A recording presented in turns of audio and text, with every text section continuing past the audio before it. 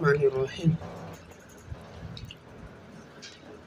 وَلَقَدْ أَخَذَ اللَّهُ مِيثَاقَ بَنِي إِسرَائِيل، البتہ یقیناً اللہ نے لیا بنی اسرائیل سے عہد۔ وَبَعَثْنَا مِنْهُمُ 12 نقیبا، اور ہم نے مقرر کیے ان میں 12 سردار۔ وقال اللہ انی معکم، اور اللہ تعالیٰ نے فرمایا یقیناً میں تمہارے ساتھ ہوں۔ لئن اقمتم الصلاۃ وآتیتم الزکوٰۃ، اگر تم لوگ نماز کو قائم کرو گے اور زکوٰۃ ادا کرو گے، وآمنتم برسلی، اور تم ایمان لے کر آؤ گے میرے رسولوں پر، وعزرتموہم، اور تم لوگ تقویت دو گے اور تم ان کو تقویت پہنچاؤ گے، وَأَقْرَضْتُمُ اللَّهَ قَرْضًا حَسَنًا، اور تم اللہ کو قرض حسن دو گے، لَأُكَفِّرَنَّ عَنْكُمْ سَيِّئَاتِكُمْ، تو میں دور کر دوں گا تم سے تمہاری برائیوں کو، وَلَأُدْخِلَنَّكُمْ جَنَّاتٍ تَجْرِي مِن تَحْتِهَا الْأَنْهَارُ، اور میں ضرور بے ضرور داخل کر دوں گا تمہیں ایسے باغات میں جن کے نیچے نہریں بہہ رہی ہوں گی۔ فَمَن كَفَرَ بَعْدَ ذَلِكَ مِنْكُمْ، پس جو تم میں سے انکار کرے گا اس کے بعد، فَقَدْ ضَلَّ سَوَاءَ السَّبِيلِ، یقیناً وہ بھٹک گیا سیدھے راستے سے۔ وَلَقَدْ أَخَذَ اللَّهُ مِيثَاقَ بَنِي إِسْرَائِيل، ماقبل کے ساتھ ربط یہ ہے، سورت کے شروع میں بھی فرمایا تھا یا ایھا الذین آمنوا اوفوا بالعقود، اے ایمان والو تم اپنے وعدوں کو پورا کرو۔ پچھلے رکوع میں بھی اللہ رب العزت نے فرمایا تھا کہ وَاذْكُرُوا نِعْمَتَ اللَّهِ عَلَيْكُمْ وَمِيثَاقَهُ الَّذِي وَاثَقَكُمْ بِهِ، کہ تم لوگ اللہ کے احسانات کو یاد کرو اور اللہ کے عہدوں کو پورا کرو جو تم سے لیے گئے۔ اور اب یہاں پر بھی وہی وعدے کا تذکرہ کہ بنی اسرائیل سے بھی اللہ نے وعدہ لیا تھا کہ تم وعدوں کو پورا کرو، تو گویا جو عہد کا سلسلہ سورت کے شروع سے شروع ہوا تھا وہ اب تک برقرار ہے۔ اور یقیناً اللہ نے عہد لیا، یہاں لام بھی تاکید ہے، قد کا صیغہ فعل ماضی پر داخل ہوا ہے وہ بھی تاکید کے لیے ہے، اور لفظ میثاق یہ بھی تاکید کے معنی میں استعمال ہوتا ہے، پختہ وعدہ۔ اللہ تعالیٰ نے بنی اسرائیل سے پختہ وعدہ لیا تھا۔ اب یہاں عنوان لکھیں نقض عہد کا پہلا نمونہ، نقض عہد کا پہلا نمونہ۔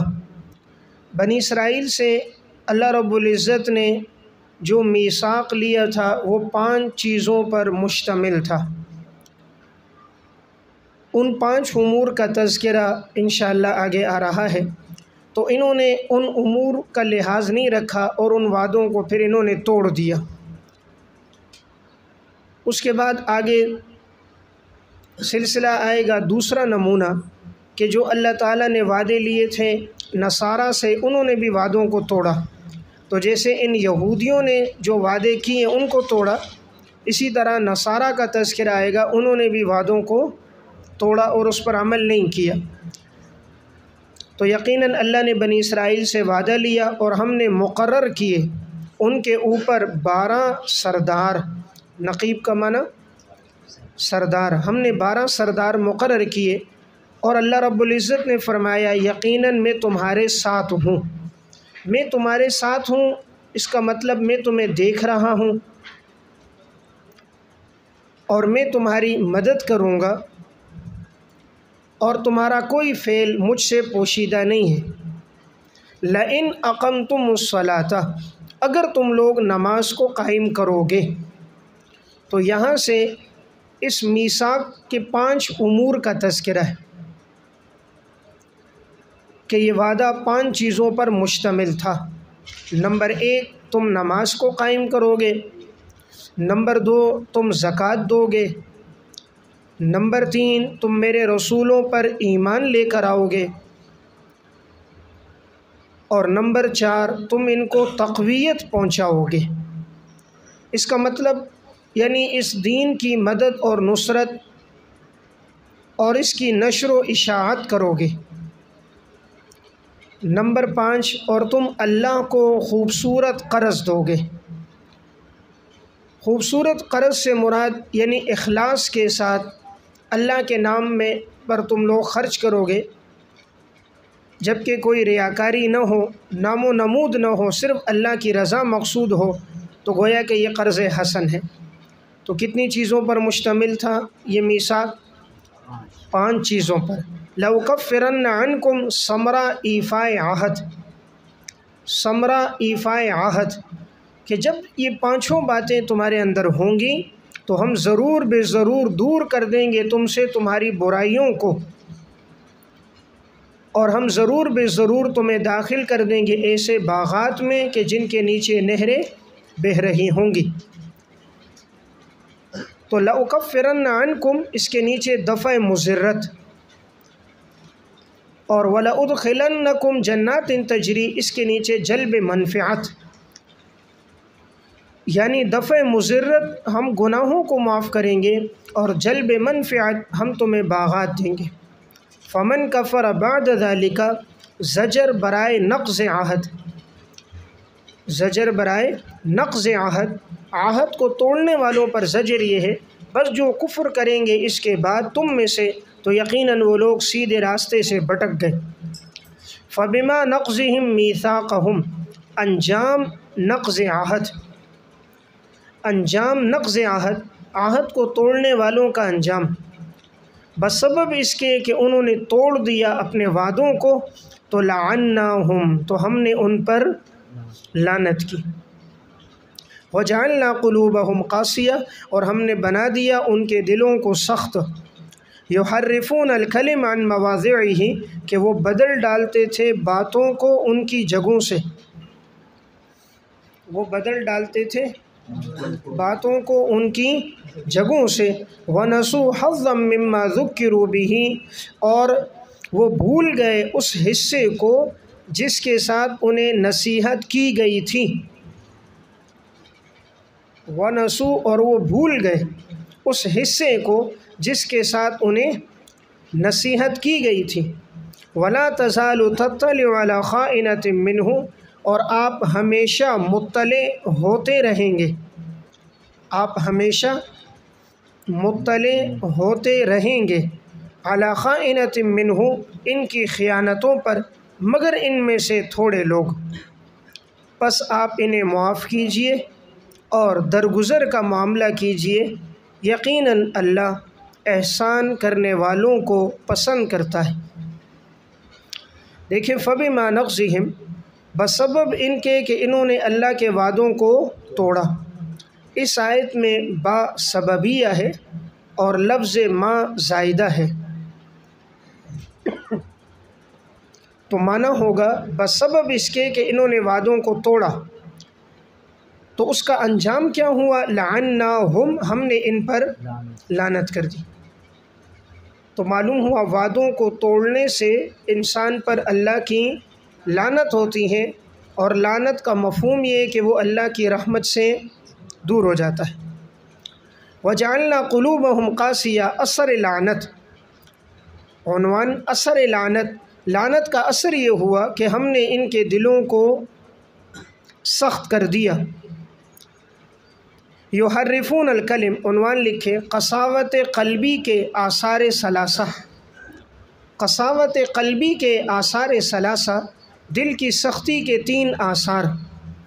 یحرفون الکلمہ، نمبر 1 وہ بدل ڈالتے تھے باتوں کو ان کی جگہوں سے، تو گویا پہلا اثر یہ ہوا کہ وہ باتوں کو ان کی جگہوں سے بدل ڈالتے، اس کا مطلب وہ احکامات میں تبدیلی کرتے،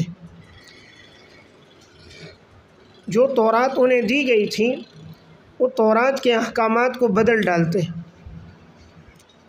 تو انہوں نے تورات میں تحریف لفظی بھی کی اور اس میں تحریف معنوی بھی کی، احکامات کو بدل دیتے، جیسے اب رجم کا حکم ہوا تو کوئی مالدار کر دیتا گناہ تو کہتے اس کے لیے سزا نہیں، غریب کرتا تو کہتے اس کے لیے سزا ہے۔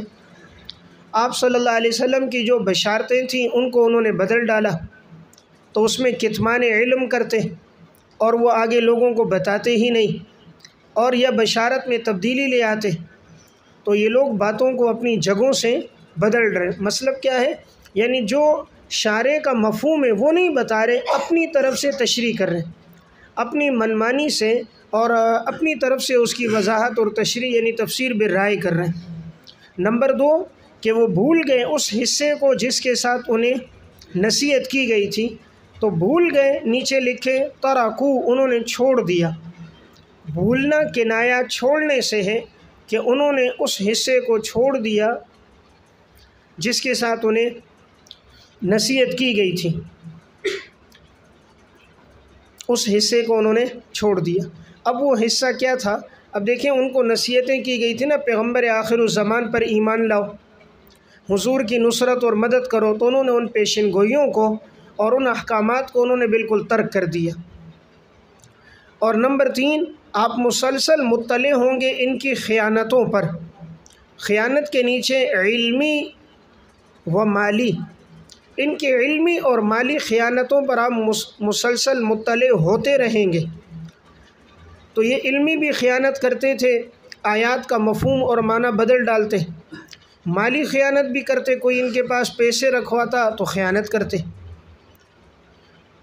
اور اللہ کے نام پہ خرچ کی باری ہوتی تو خرچ نہ کرتے۔ الا قلیلا منہم، مگر ان میں تھوڑے لوگ، اب تھوڑے لوگ جیسے عبداللہ بن سلام اور چند لوگ دیگر، وہ لوگ ایمان لے کر آئے، لیکن اکثر ان میں ایمان لے کر نہیں آئے۔ فاعف عنہم، آپ انہیں معاف کر دو اور ان کے ساتھ درگزر کا معاملہ کرو، یعنی دنیاوی اعتبار سے ان کے ساتھ عفو کا معاملہ ہے اور درگزر کا معاملہ ہے۔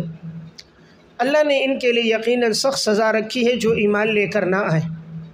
بعض مفسرین کی رائے یہ ہے کہ اس جملے کا تعلق الا قلیلا منہم سے ہے، تو معنی یہ ہوگا جو ایمان لے کر آئے ہیں ان سے اگر کوئی ماضی میں خطائیں ہوئی ہیں تو ان کو آپ معاف کر دو اور ان کو درگزر کر دو، حال میں معاف کر دو، ماضی کی باتوں سے درگزر کر دو۔ تو یہ تو اس کا تعلق ہوگا الا قلیلا منہم سے۔ اور اگر اس کا تعلق ماقبل کے جملے کے ساتھ ہو، پہلے والوں کے ساتھ، تو مطلب یہ ہے کہ اگر یہ کوئی باتیں کہہ رہے ہیں درگزر کرو یہاں تک کہ حکم آ جائے، تو آگے جا کر حکم پھر ان کے ساتھ لڑنے کا آیا، ابتدا میں لڑنے کا حکم نہیں تھا۔ راجح بات یہ معلوم ہوتی ہے کہ اس کا تعلق قلیلا منہم سے ہو، کہ جو ان میں سے ایمان لے آئے ان کو آپ فی الحال معاف کرو، جو ماضی کی خطائیں ہیں ان پر درگزر کرو، یقیناً اللہ نیکوکاروں کو پسند کرتا ہے۔ یعنی جب یہ لوگ نیکی پہ زندگی گزاریں تو آپ بھی ان سے محبت رکھیں، اس لیے کہ اللہ نیک اعمال والوں کو پسند کرتا ہے۔ وَمِنَ الَّذِينَ قَالُوا، نقض عہد کا دوسرا نمونہ۔ دیکھیں، نقض عہد کا پہلا نمونہ تھا کہ یہودیوں سے اللہ نے وعدہ لیا تو ان بنی اسرائیل نے اس وعدے کو پورا نہیں کیا۔ اب یہاں سے دوسرا نصارہ کے عہد کا ذکر ہے کہ اللہ نے ان سے بھی وعدہ لیا تھا کہ تم احکامات کو پورا کرنا، لیکن انہوں نے بھی اس وعدے کو توڑ دیا، تو پھر اللہ نے ان کو بھی دنیا میں سزا دی۔ وَمِنَ الَّذِينَ قَالُوا إِنَّا نَصَارَى، اور لوگوں میں سے وہ لوگ جو کہتے ہیں ہم عیسائی ہیں، أَخَذْنَا مِيثَاقَهُمْ، ہم نے ان سے بھی عہد لیا، فَنَسُوا حَظًّا مِّمَّا ذُكِّرُوا بِهِ، پس وہ بھی بھول گئے اس حصے کو جس کے ساتھ انہیں نصیحت کی گئی تھی۔ فَأَغْرَيْنَا بَيْنَهُمُ الْعَدَاوَةَ، تو ہم نے ڈال دیا ان کے درمیان میں دشمنی کو۔ تو عنوان ہے فَأَغْرَيْنَا، نقض عہد کا انجام دنیاوی، نقض عہد کا انجام دنیاوی کہ ہم نے ڈال دیا ان کے درمیان میں عداوت کو اور بغض کو قیامت کے دن تک۔ وَسَوْفَ يُنَبِّئُهُمُ اللَّهُ، انجام اخروی، اور اللہ تعالیٰ خبردار کر دے گا بما كانوا يصنعون، وہ جو کرتے ہیں، اللہ قیامت کے دن انہیں خبردار کرے گا۔ دیکھیں یہ اللہ فرما رہے ہم نے عیسائیوں سے عہد لیا لیکن انہوں نے بھی اس عہد کو بھول گئے، مراد کیا ہے؟ انہوں نے اس عہد کو چھوڑ دیا جن کے ساتھ انہیں نصیحت کی گئی۔ تو پھر دنیا میں انجام کیا ہوا کہ ہم نے ان کے دلوں میں دشمنی ڈال دی اور بغض ڈال دیا۔ بغض کے نیچے اختلاف دین، دینی اختلاف دینی، یعنی دینی اختلاف ہو گیا۔ اب دیکھیں یہ نصارہ کے اندر جتنے گروہ اس وقت بنے ہیں، ہر گروہ دوسرے گروہ کا مخالف ہے۔ اس وقت ان کے اندر 20 جماعتیں بن چکی ہیں۔ مشہور جماعتیں 4 ہیں، جو وہ 4 اناجیل کو ماننے والی، انجیل یوحنا ہے، انجیل متی ہے، انجیل لوقا ہے، انجیل مرقس ہے۔ اب ان کے ہاں یہ اناجیل 4 ہیں، تو ہر ایک اپنی اپنی انجیل پہ چل رہا ہے، مختلف زبانوں میں ترجمے ہیں، اور ہر انجیل دوسرے سے مختلف ہے۔ تو اب دیکھو ان کے درمیان میں آپس میں عداوتیں بھی بہت ہیں، ایک دوسرے کو برداشت نہیں کرتے۔ ایک پیشوا دوسرے کو برا بھلا کہتا ہے، جو ان کا بڑا لیڈر ہوتا ہے، نیچے والے کہتے ہیں نہیں یہ معاذ اللہ فاسق ہے، اس نے یہ کیا وہ کیا، وہ اس کے فسق و فجور گناہوں کا ذکر کرتے ہیں، وہ والا دوسرے والوں کا ذکر کرتا ہے، ایک دوسرے کے پیچھے لگے۔ لیکن الحمدللہ اسلام میں اللہ جس کو عزت دیتا ہے تو علماء اس کی عزت کرتے ہیں، اس کا مقام اور مرتبہ بیان کرتے ہیں، ایک دوسرے کے پیچھے نہیں ہوتے، سب ایک دین اور ایک کتاب کو تسلیم کرنے والے۔ لیکن ان کے اندر عداوت آ گئی والبغضاء، اور ان میں بغض آ گیا، اور قیامت تک اب ان میں بغض ہے۔ تو ان کی اپنی جماعتوں میں بغض ہے، ہر فرقے والے دوسرے سے مختلف ہیں، 20 فرقے ان میں بن گئے۔ اور انجام اخروی یہ ہے کہ اللہ رب العزت انہیں خبردار کرے گا جو وہ کرتے ہیں۔ یا اہل الکتاب، اہل کتاب کو ترغیب الی الایمان، اے اہل کتاب قد جاءکم رسولنا، یقیناً تمہارے پاس آ چکا ہے ہمارا رسول، یبین لکم کثیرا مما کنتم، کہ وہ بیان کرتا ہے تمہارے لیے بہت ساری ان چیزوں کو کہ جو چیزیں تم سے پوشیدہ تھیں کتاب میں سے، ویعفو عن کثیر، اور وہ درگزر کرتا ہے بہت سی چیزوں کو۔ قد جاءکم من اللہ نور و کتاب مبین، یقیناً تمہارے پاس آ چکی ہے روشن کتاب، و کتاب مبین، اور واضح کتاب آ چکا ہے تمہارے پاس نور۔ وہ نور کیا ہے؟ وہ روشن کتاب ہے۔ یہدی بہ اللہ من اتبع، کہ وہ اللہ رہنمائی کرتا ہے اس کے ساتھ، من اتبع رضوانہ، کہ جو پیروی کرے اللہ کی رضامندی کی، سبل السلام، کہ وہ اللہ رہنمائی کرتا ہے سلامتی کے راہوں کی طرف، سلامتی کے راہوں کی طرف اللہ رہنمائی کرتا ہے، اور وہ اللہ نکالتا ہے انہیں اندھیروں سے روشنی کی طرف اپنے حکم سے، اور وہ اللہ رہنمائی کرتا ہے ان کی سیدھے راستے کی طرف۔ دیکھیں اس آیت میں اللہ رب العزت نے اہل کتاب کو ایمان کی ترغیب دی۔ ماقبل میں یہود و نصارہ دونوں کا تذکرہ ہوا کہ یہود نے بھی وعدوں کو توڑا اور نصارہ نے بھی وعدوں کو پورا نہیں کیا، تو اللہ نے ان لوگوں کو دنیا اور آخرت دونوں میں سزائیں دی۔ اب یہاں سے آگے جو موجودہ اہل کتاب تھے حضور کے دور میں، ان کو ترغیب دی جا رہی ہے کہ تم ایمان لے کر آؤ، اپنے آباء و اجداد کے طریقے پر چل کر گمراہ نہ ہو۔ تو کہا یقیناً آ چکا ہے تمہارے پاس رسول، قد جاءکم، عنوان لکھیں اوصاف رسول، اوصاف رسول، کہ آ چکا ہے تمہارے پاس ہمارا رسول۔ ہمارا رسول، تو دیکھیں یہ جو اضافت ہے یہ اضافت تشریفیہ ہے، مقام اور مرتبے کے لیے کہ ہم نے اسے رسول بنا کر بھیجا، تو اس سے آپ صلی اللہ علیہ وسلم کے مقام اور مرتبے کا اظہار ہے۔ یبین لکم کثیرا، وصف نمبر 1، وصف نمبر 1 لکھیں کمال علمی، کمال علمی، پہلا ان کا علمی کمال کہ وہ بیان کرتے ہیں تمہارے لیے بہت ساری وہ چیزیں جو چیزیں تم سے پوشیدہ تھی تمہاری کتاب میں، یعنی اس نبی کے پاس علم کامل ہے، جن باتوں کو تم نہیں جانتے، تمہارے آباء و اجداد نہیں جانتے، تم سے وہ مبہم اور پوشیدہ تھیں، وہ نبی ان کی بھی وضاحت کرتا ہے۔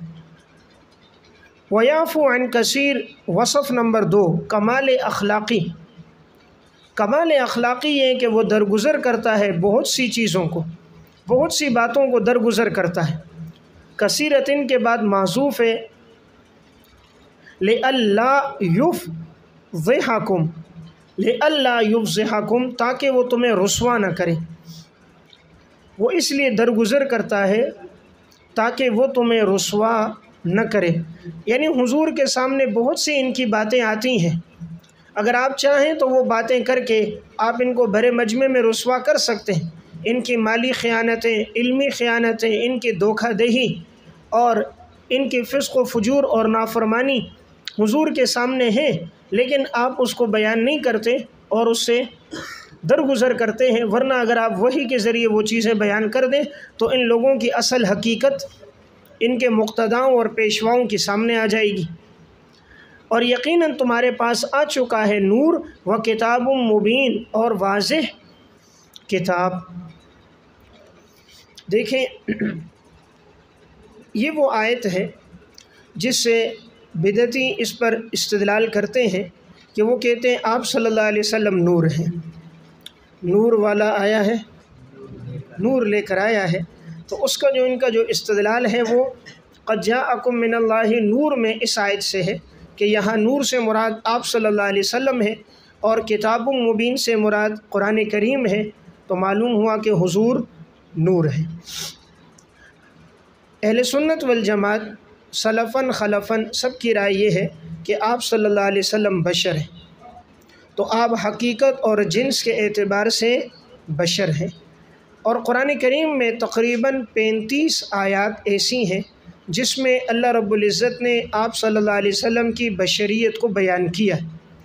حضرت مولانا عبد الماجد دریابادی رحمۃ اللہ علیہ کی اس عنوان پر کتاب بھی ہے بشریت انبیاء، جس میں انہوں نے ان آیات کا تذکرہ کیا ہے کہ جن آیات میں اس کا ذکر ہے۔ قرآن کریم میں جا بجا قل انما انا بشر مثلکم، کہ یقیناً ہم نے آپ کو بشر بنایا ہے، اور آپ فرماتے تھے میں تمہارے مثل ہوں، یعنی انما انا بشر مثلکم، میں بشر ہوں اور میں تمہارے مثل ہوں۔ آپ صلی اللہ علیہ وسلم ہمارے ساتھ بشر ہونے میں تو شریک ہیں، ہماری جو جنس ہے کہ ہم انسان ہیں، حضور بھی انسان تھے، لیکن مقام اور مرتبہ آپ صلی اللہ علیہ وسلم کا کائنات میں اللہ کے بعد سب سے زیادہ ہے۔ بشر ہیں لیکن عام بشر نہیں ہیں، مقام اور مرتبے کے لحاظ سے کوئی بھی حضور کے برابر نہیں ہو سکتا۔ یہ اسی طرح ہے جس طرح دنیا میں پتھر تو سب ہوتے ہیں، ایک وہ پتھر جسے انسان پاؤں سے مارتا ہے اور ایک وہ ہے جسے انگوٹھی میں اور تاج میں سجاتا ہے۔ پتھر جنس میں تو شریک ہے، مقام اور مرتبے میں الگ الگ ہیں۔ اسی طرح حضور بشر ہونے میں تو شریک ہیں لیکن مقام اور مرتبے میں آپ سب سے بلند و بالا ہیں۔ اب اگر کوئی حضور کو بشر بالکل تسلیم نہیں کرے گا تو یہ ان قرآنی تمام نصوص اور آیات کا انکار ہوگا کہ جن میں بیان کیا گیا ہے کہ آپ صلی اللہ علیہ وسلم بشر ہیں۔ پھر آپ کا پورا نسب ثابت ہے، حضرت آدم علیہ السلام تک اکثر مورخین نے آپ کا نسب لکھا، اور حضرت اسماعیل علیہ السلام کی اولاد میں ہونا، حضرت عدنان تک ہونا، تو آپ کا نسب صحیح روایات میں موجود ہے۔ تو جب آپ کا نسب ثابت ہے تو آپ بشر ہیں، اس لیے کہ نور کا کوئی نسب اور خاندان نہیں ہوتا۔ نمبر 2، آپ صلی اللہ علیہ وسلم کا والد، آپ کی والدہ، آپ کے چچا، آپ کی پھوپھیاں، آپ کے بیٹے، آپ کی بیٹیاں، یہ سب بتا رہے ہیں کہ حضور بشر تھے۔ پھر تیسرا، آپ کے ساتھ لوازمات بشر، بشر کو جو چیزیں لازم ہوتی ہیں، کھانا پینا، خون کا نکلنا، دندان کا ٹوٹنا، پریشان ہونا، خوش ہونا، یہ سب لوازمات بشریت بھی حضور کے لیے ثابت ہے۔ تو جب آپ صلی اللہ علیہ وسلم کے لیے تمام یہ چیزیں ثابت ہیں تو آپ بشر تھے، لیکن مقام اور مرتبے میں آپ سب سے بلند و بالا تھے۔ اب اگر کوئی ان آیات سے استدلال کرے، اس آیت سے، اور حضور کے بشر ہونے کا بالکل انکار کرے گا تو وہ آدمی تو ایمان سے خارج ہوگا۔ لیکن اگر ایک آدمی حضور کو بشر تو مانتا ہے لیکن نور بھی ساتھ مانتا ہے، اور اگر بشر ہونے کا بالکلیہ انکار نہیں کرتا لیکن آپ کی حقیقت کو نور مانتا ہے، تعویل اس میں کر رہا ہے، تو تعویل کی وجہ سے تو وہ آدمی کفر سے تو بچے گا، لیکن غلط تعویل کی وجہ سے وہ اہل سنت والجماعت سے خارج ہوگا۔ اہل سنت والجماعت کا موقف یہی ہے کہ آپ کی حقیقت آپ انسان اور بشر ہیں۔ اسی لیے عقائد کی جتنی کتابیں، اس میں جب نبی کی تعریف آتی ہے تو یہی تعریف ہوتی ہے کہ نبی وہ انسان ہے، النبی انسان بعثہ اللہ الی الخلق لتبلیغ الاحکام، کہ نبی وہ ہوتا ہے انسان جس کو اللہ مخلوق کی طرف بھیجتا ہے احکامات کی تبلیغ کے لیے۔ لفظ بشر، لفظ انسان، لفظ آدمی، ان کا لغوی معنی میں فرق ہے، مصداق ان کا ایک ہے۔ بشر کا معنی ظاہری کھال والا، انسان ان سے مانوس ہے کہ ایک دوسرے سے مانوس ہوتا ہے۔ آدمی آدم سے گندم گوں، یا آدمی دم سے ہے کہ اس میں خون موجود ہے، یا آدم اس سے ہیں کہ اس کی غذائیں جو ہیں وہ اللہ نے زمین سے پیدا کی ہیں، تو لغوی معنی میں فرق ہے لیکن مصداق سب کا ایک ہے، چاہے وہ بشر ہو، انسان ہو، آدمی ہو، سب کا مصداق ایک ہے۔ تو قرآن کریم کے جن آیات میں حضور کی بشریت آئی ہے وہ قطعی ثبوت، قطعی الدلالہ ہیں، اس میں کوئی دوسرا معنی کا احتمال نہیں ہے۔ اب جیسے انما انا بشر مثلکم، یقیناً میں تمہاری طرف بشر بن کر آیا ہوں، اس میں کوئی دوسرے معنی کا احتمال نہیں ہے۔ اور یہاں جو نور و کتاب مبین میں عرض کروں گا، اس میں 3 اس کی تفسیریں۔ پہلی تفسیر اس کی یہ ہے کہ نور اور کتاب مبین دونوں سے مراد قرآن کریم ہے، اور یہ واو تفسیریہ ہے، یہ واو تفسیریہ ہے کہ نور سے مراد بھی قرآن ہے، اور وہ کتاب مبین اس سے مراد بھی قرآن ہے۔ ہم نے آپ کو نور دیا، وہ نور کیا ہے؟ وہ کتاب مبین ہے۔ اور یہ عطف تفسیری قرآن کریم میں استعمال ہوا ہے متعدد مقامات پر، جیسا کہ سورہ حجر کی پہلی آیت میں اللہ رب العزت نے ارشاد فرمایا الف لام را تلک آیات الکتاب و قرآن مبین، کہ اللہ نے آپ کو کتاب کی آیات، احکامات دیے اور روشن قرآن دیا، روشن کتاب۔ اب دیکھیں یہاں پر واو کس کے لیے؟ تفسیریہ ہے۔ اسی طرح اگر آپ سورہ نمل کی جو پہلی آیت ہے طاسین تلک آیات القرآن و کتاب مبین، یہاں پر بھی واو کس کے لیے؟ تفسیر کے لیے۔ تو میں پہلی بات عرض کر رہا ہوں کہ دونوں سے مراد قرآن ہے اور واو تفسیر کے لیے ہے۔ دوسری بات یہ ہے کہ نور کا اطلاق خود قرآن پر ہوا ہے۔ قرآن کریم میں اللہ نے نور سے کیا مراد لیا؟ قرآن مراد لیا۔ اور ان القرآن یفسر بعضہ بعضا، قرآن کا بعض حصہ دوسرے بعض کی تفسیر کرتا ہے۔ تو اب یہاں نور سے کیا مراد ہے؟ تو دیکھیں اللہ رب العزت نے خود سورہ تغابن میں فرمایا وَالنُّورِ الَّذِي أَنزَلْنَا وَاللَّهُ بِمَا تَعْمَلُونَ خَبِيرٌ۔ سورہ تغابن آیت نمبر 8، فَآمِنُوا بِاللَّهِ وَرَسُولِهِ وَالنُّورِ الَّذِي أَنزَلْنَا، تم ایمان لے کر آؤ اللہ اور اللہ کے رسول پر اور اس نور پر جو ہم نے نازل کیا۔ تو قرآن کریم نے نور کس کو کہا؟ قرآن کو کہا۔ اسی طرح قرآن کریم میں سورہ اعراف میں فَالَّذِينَ آمَنُوا بِهِ وَعَزَّرُوهُ وَنَصَرُوهُ وَاتَّبَعُوا النُّورَ الَّذِي أُنزِلَ مَعَهُ أُولَٰئِكَ هُمُ الْمُفْلِحُونَ۔ قرآن کریم کے اس آیت میں بھی اللہ رب العزت نے جب آپ صلی اللہ علیہ وسلم کے بعثت کے مقاصد بیان فرمائے تو 4 بیان فرمائے۔ نمبر 1 فَالَّذِينَ آمَنُوا بِهِ، حضور پر ایمان لے کر آؤ، وَعَزَّرُوهُ، نمبر 2 حضور کی تعظیم کرو، وَنَصَرُوهُ، نمبر 3 حضور کی دین کی مدد کرو، وَاتَّبَعُوا النُّورَ الَّذِي أُنزِلَ مَعَهُ، اور پیروی کرو اس نور کی جو اللہ نے نازل کیا۔ تو نور کون سا نازل کیا؟ قرآن۔ آپ صلی اللہ علیہ وسلم تو معاذ اللہ آسمانوں سے نازل نہیں ہوئے، کیا نازل ہوا؟ قرآن نازل ہوا۔ تو اس سے معلوم ہوا قرآن کی تفسیر قرآن سے یہ کہ نور کا اطلاق کس پر ہے؟ قرآن کریم پر ہوا ہے۔ اس لیے میں نے پہلی بات عرض کی کہ واو تفسیری ہے۔ دوسری بات یہ عرض کی کہ قرآن کریم میں خود نور کا اطلاق قرآن پر ہوا ہے۔ تو دیکھیں پہلی تفسیر یہ ہے کہ اس آیت میں واو تفسیریہ ہے۔ دوسری تفسیر یہ ہے کہ یہاں نور سے مراد دین اسلام ہے، کہ ہم نے آپ کو دین اسلام دیا اور ہم نے آپ کو واضح کتاب دی۔ اور یہ لفظ نور کا ہدایت اور اسلام دین کے لیے استعمال ہوتا ہے۔ یخرجہم من الظلمات الی النور، اللہ تعالیٰ تمہیں اندھیروں سے کس کی طرف نکالتا ہے؟ روشنی۔ تو یہ روشنی وہی ہدایت ہے، اور وہ ہدایت اس وقت دین اسلام ہے۔ اسلام کے علاوہ کوئی دین اب معتبر نہیں ہے۔ تو نور کا اطلاق نور کا اطلاق دین اسلام پر ہوا ہے۔ دوسری وضاحت یہ ہو گئی۔ نمبر 3، تیسری بات یہ ہے کہ یہاں نور سے مراد کون ہو؟ آپ صلی اللہ علیہ وسلم۔ اگر نور سے مراد یہاں اس کو دے دیں پانی لیا۔ تیسرا یہ ہے کہ نور سے مراد کون ہو؟ گرم پانی لیا۔ تیسرا یہ ہے کہ نور سے مراد ہو آپ صلی اللہ علیہ وسلم۔ تو اگر حضور مراد ہو تو مراد حضور وصف ہدایت میں نور ہے، حضور وصف ہدایت میں نور ہے۔ ہم بھی یہ تسلیم کرتے ہیں حضور ذات کے اعتبار سے بشر تھے، لیکن جو آپ شریعت لے کر آئے وہ شریعت آپ کی نور ہے کہ اس کے ذریعے سے لوگ اندھیروں سے نکل کر ہدایت پر آ گئے۔ تو آپ جو نور ہیں وہ کس اعتبار سے؟ وصف ہدایت کے اعتبار سے آپ نور ہیں۔ اس لیے تفسیر خازن میں ہے، عبارت لکھیں انما سمی اللہ نوراً، انما سمی اللہ نوراً لأنہ یہتدی بہ، انما سمی اللہ نوراً لأنہ یہتدی بہ کما یہتدی بالنور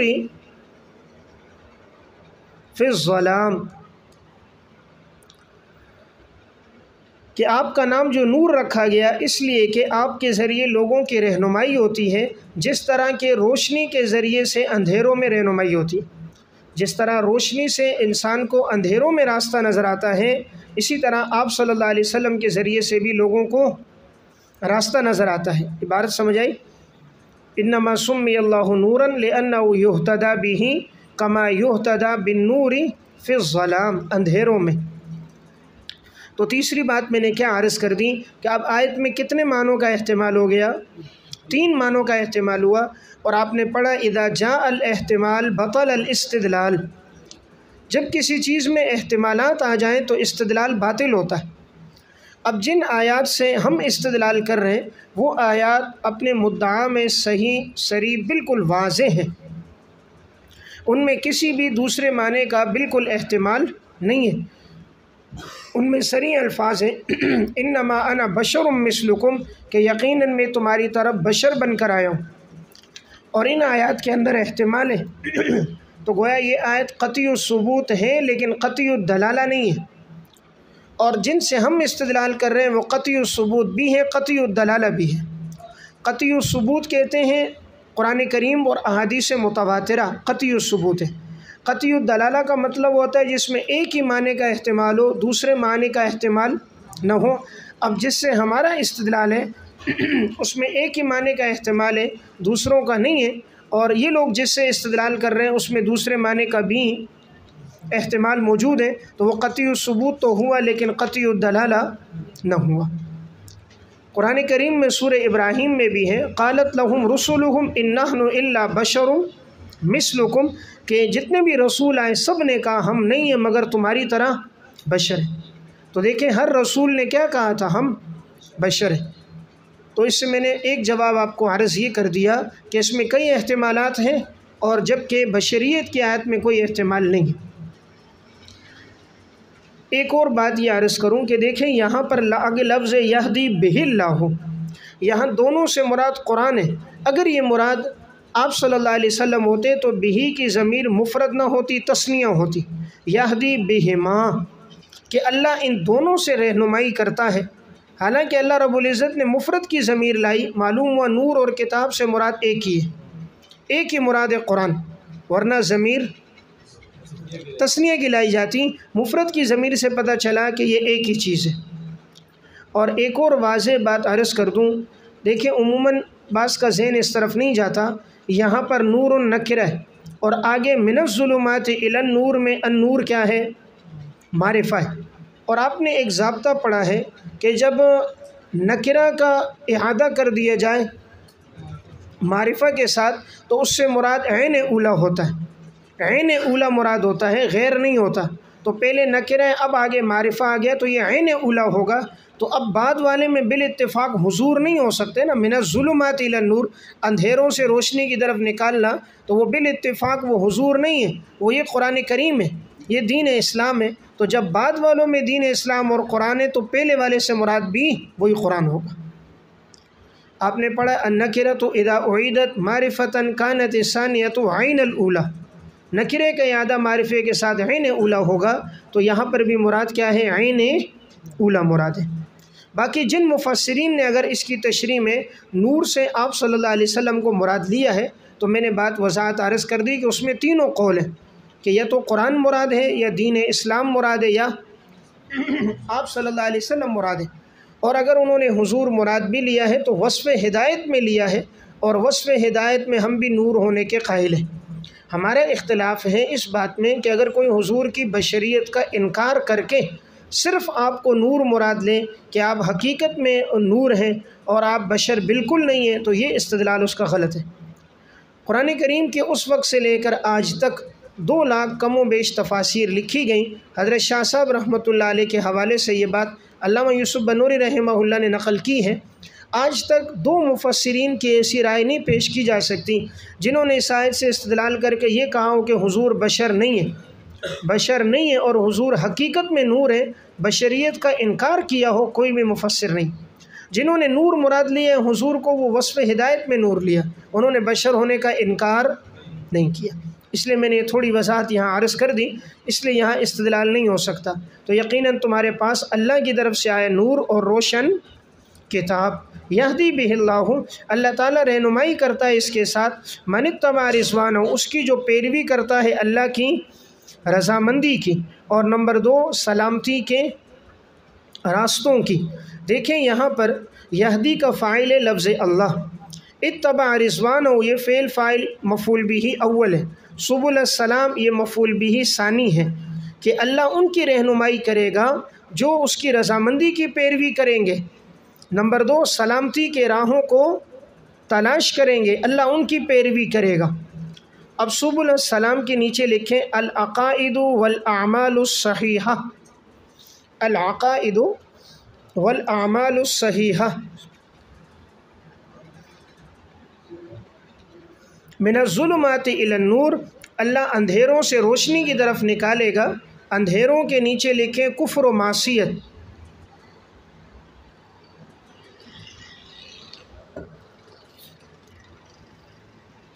اور اللہ رہنمائی کرے گا ان کی سیدھے راستے کی طرف۔ لقد کفر الذین قالوا ان اللہ هو المسیح ابن مریم، نفی شرک اعتقادی، نفی شرک اعتقادی، یہاں سے آگے رد ہو رہا ہے نصارہ کا، کہ نصارہ نے کہا کہ یقیناً جو اللہ ہے وہی مسیح ہے، یعنی انہوں نے اللہ کو عیسیٰ علیہ السلام شمار کر دیا کہ جو رب ہے وہی معاذ اللہ عیسیٰ علیہ السلام ہے۔ تو اللہ تعالیٰ ان کے اس عقیدے کی نفی کر رہا ہے کہ یقیناً کفر کیا ان لوگوں نے جنہوں نے کہا اللہ جو ہے وہی مسیح ابن مریم ہے۔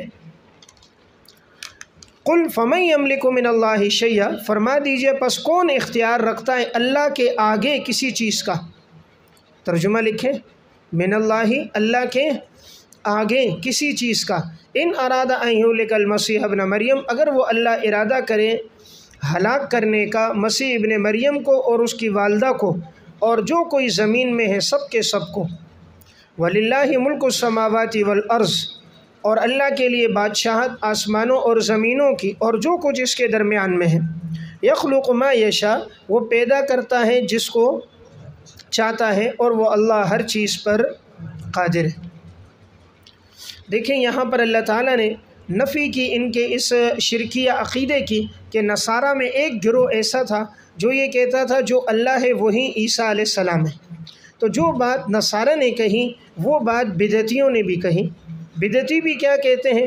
وہ کہتے ہیں جو مستوی تھا عرش پر خدا ہو کر، دیکھو جو مستوی تھا عرش پر خدا ہو کر اتر پڑا ہے مدینہ میں مصطفیٰ ہو کر، اتر پڑا ہے مدینہ میں مصطفیٰ ہو کر۔ تو جو بات عیسائیوں نے کہی تھی کہ اللہ جو ہے وہی مسیح ہے، وہی بات بدعتیوں نے بھی کہی کہ جو خدا ہے معاذ اللہ وہی مدینہ میں اتر پڑا ہے مصطفیٰ ہو کر۔ تو جو نظریہ ان کا تھا وہ نظریہ ان کا بھی گویا۔ قل فمن یملک، دلیل عقلی برائے نفی شرک، دلیل عقلی برائے نفی شرک، فرما دیجئے کون اختیار رکھتا ہے اللہ کے آگے کسی چیز کا۔ اگر وہ اللہ عیسیٰ کو، اس کی والدہ کو اور تمام زمین والوں کو ہلاک کر دے، یعنی وہ اللہ تو بادشاہ ہے، اگر وہ سب کو موت دینا چاہے دے سکتا ہے۔ یعنی تم نے حضرت مریم اور حضرت عیسیٰ کو خدا کا بیٹا اور معبود بنایا نا، انہوں نے معبود بنایا، تو اللہ رب العزت نفی کر رہا ہے وہ کیسے معبود ہو سکتے ہیں؟ معبود ہوتے تو ان پہ موت نہ آتی، وہ فنا نہ ہوتے، لیکن اللہ چاہے تو سب کو ہلاک کر کے موت دے دے، تو جس پر موت آئے وہ اپنی زندگی نہ بچا سکتے، وہ معبود کیسے ہو سکتا ہے؟ تو یہ اللہ نے ان کے عقیدے کی نفی کی ہے، کہ ان کا جو عقیدہ تھا کہ عیسیٰ علیہ السلام کو انہوں نے اللہ ہی شمار کیا، تو اللہ رب العزت اس کی نفی کر رہا ہے۔ اگر وہ واقعی خدا ہوتے، معبود ہوتے، تو ان پر موت نہ آتی، فنا نہ ہوتے، ہلاک نہ ہوتے۔ حالانکہ اگر اللہ چاہے تو مریم کو، عیسیٰ کو، سب زمین والوں کو موت دے دے۔ یہاں اللہ رب العزت نے یہ عوام کے عقیدے کے اعتبار سے یہ بات کہی، انہوں نے معبود بنایا تھا، اس اعتبار سے اللہ نے نفی کی۔ اب یہ مطلب نہیں ہے کہ یہاں عیسیٰ علیہ السلام کو معاذ اللہ موت آ گئی، عیسیٰ علیہ السلام کی حیات اور وفات کی بات یہاں نہیں چل رہی، یہ تو ماقبل سے ان کے عقیدہ چل رہا ہے۔ ان کا عقیدہ تھا، انہوں نے کہا اللہ ہی عیسیٰ ہے، تو اللہ نے کہا اگر وہی ہوتا تو ان پر موت نہ آتی، ہمیشہ زندہ ہوتے، حالانکہ اللہ سب کو موت دے رہا ہے۔ تو یہاں نفی ان کے عقیدے کی ہے۔ اب یہاں سے قادیانی غلط استدلال کر کے وہ کہتے ہیں معاذ اللہ کہ عیسیٰ علیہ السلام کا انتقال ہو گیا، اور وہ کہتے ہیں دیکھو قرآن میں اگر اللہ ہلاک کر دے عیسیٰ کو اور اس کی ماں کو تو معلوم ہوا عیسیٰ علیہ السلام ہلاک ہو گئے، انتقال ہو گیا۔ تو پہلی بات تو یہ ہے کہ آج تک کسی مفسر نے اس آیت سے عیسیٰ علیہ السلام کے وفات پر کوئی استدلال نہیں کیا۔ نمبر دو، یہاں پر ماضی کا صیغہ نہیں ہے، مضارع کا۔ اگر اللہ ہلاک کر دے یعنی اس کا انتقال ہو، تو وہ اگر انتقال ہوگا تو قرب قیامت میں ہوگا، اس کے تو ہم بھی قائل ہیں کہ قرب قیامت میں عیسیٰ علیہ السلام آئیں گے، خلافت کرنے کے بعد انتقال ہوگا، تو اس کا اس سے کوئی وہ ثابت نہیں ہوتا۔ نمبر تین، تیسری بات یہ جو میں نے عرض کی کہ مقصود جو تھا وہ انہوں نے عیسیٰ علیہ السلام کو رب مانا تھا، ان کے عقیدے کا بطلان ہے کہ اگر اللہ ہی عیسیٰ ہوتا تو کبھی ان پہ موت نہ آتی، فنا نہ ہوتے، لیکن ایک وقت آئے گا ان پر موت آئے گی۔ نمبر چار، بعض نے اس کا ترجمہ فنا کے ساتھ کیا، جیسے کل شین ہالکن الا وجہ، ہر چیز پر ہلاکت اور فنا آئے گی، تو عیسیٰ علیہ السلام اور زمین والے سب پر بھی ایک وقت آئے گا، فنا آ جائے گی، تو جب موت آئے گی وہ مستقبل میں آئے گی، اس کے ہم بھی قائل ہیں۔ اب عیسیٰ علیہ السلام کی حیات کے بارے میں صحیح اور صریح نصوص موجود ہیں، اب کوئی ان واضح نصوص کو چھوڑ دے، ان سے استدلال نہ کرے اور یہ مبہم اور متشابہ سے کرے، تو یہ تو وہی لوگ ہیں جس کے بارے میں قرآن نے کہا تھا یہ ٹیڑھے لوگ ہیں، جو متشابہات پہ چلتے ہیں، محکمات کو چھوڑ دیتے ہیں۔ محکم موجود ہیں کہ اللہ رب العزت نے انہیں اپنی طرف اٹھایا۔